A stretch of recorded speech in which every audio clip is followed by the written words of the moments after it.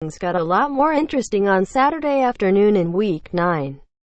Starting with Ohio State's comeback win over Penn State.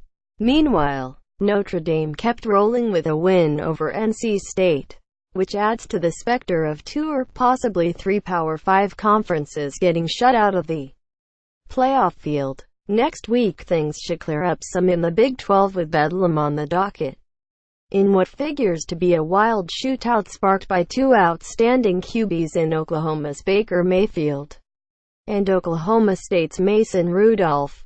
1. Alabama. Nick Saban's team was off before LSU comes to Tuscaloosa next week. The Tigers went toe-to-toe with the Tide for 3+ quarters last year in Baton Rouge, but that group had more veterans on its defense.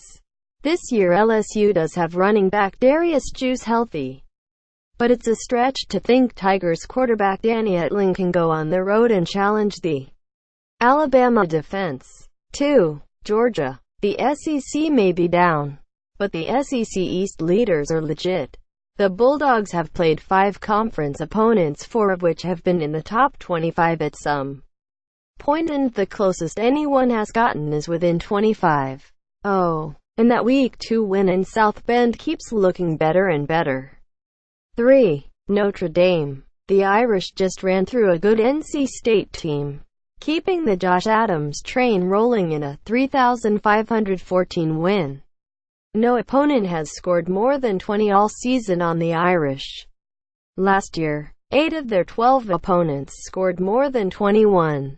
4. Oklahoma. The Sooners have trailed in a bunch of games, and their defense has looked shaky almost every time out, but they have the best quarterback in college football and own a road win where they dominated Ohio State. 5. Ohio State.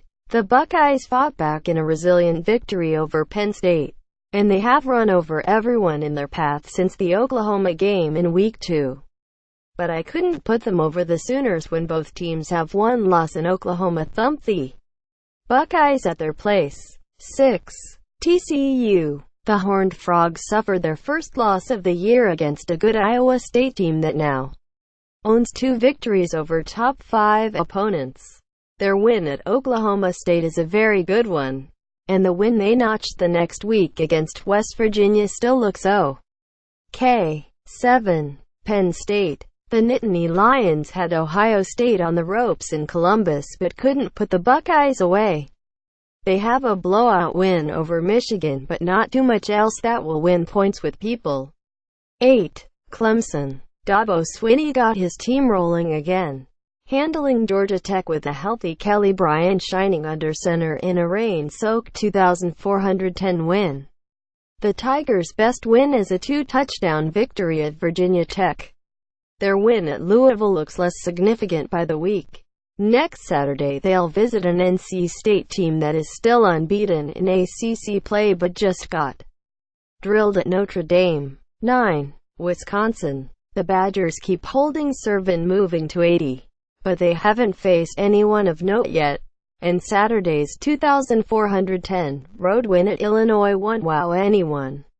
Wisconsin only outgained the lowly Illini 303,286. Next up is a road trip to a mediocre Indiana team. 10. Miami. The Hurricanes are undefeated, but their RSUM remains soft.